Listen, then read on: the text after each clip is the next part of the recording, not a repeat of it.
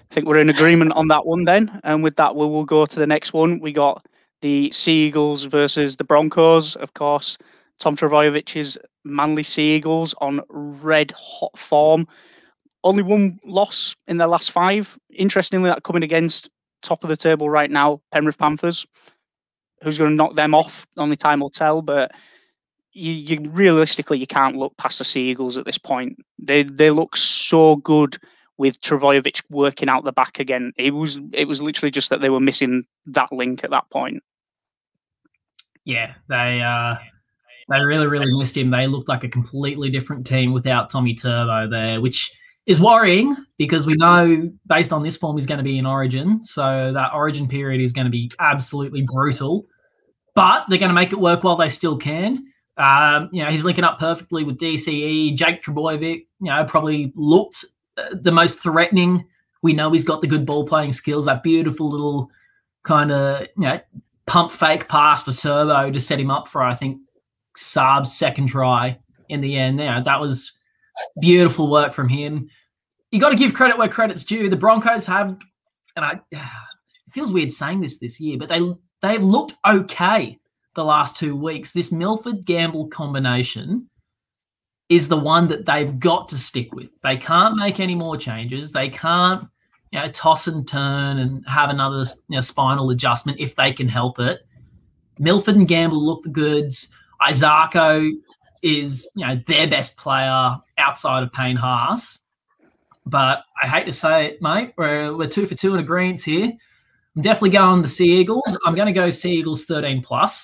The Broncos probably will get a couple of tries on, but Manly, I think they're just going to be too strong with Turbo.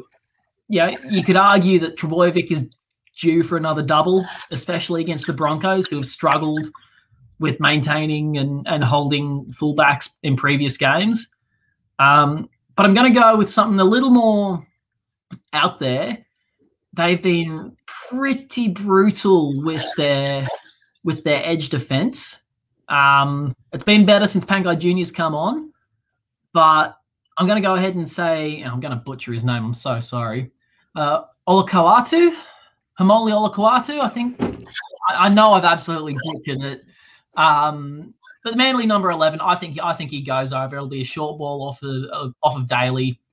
The Broncos will be sliding, trying to catch out Tom Trbojevic, and it'll just be a nice little no-look pass straight through the gap, and he'll score. Okay, I'm thinking.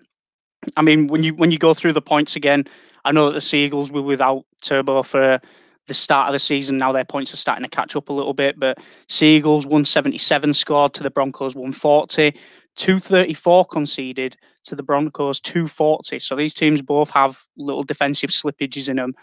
I'm going to say Sea Eagles 1-12 on this one. I think the Broncos, with the fact that they're potentially getting Adam Reynolds in the near future, are going to be bolstered by that. They'll be keen to make a good impression in the week that he potentially signs.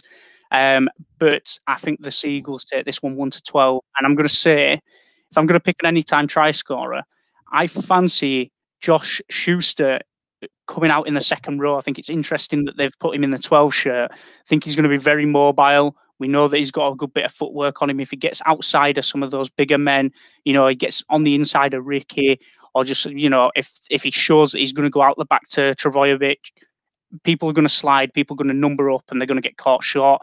I'd fancy Schuster getting over there, but I'm going to say Sea Eagles 1-12 for that one. He looked threatening last week, Schuster. There were, for about 60 minutes, he was kind of there or thereabouts, but there were a couple of plays where he put the pass away, he went the dummy and run and broke the line. So I don't mind that. I don't mind that at all. Yep. Okay.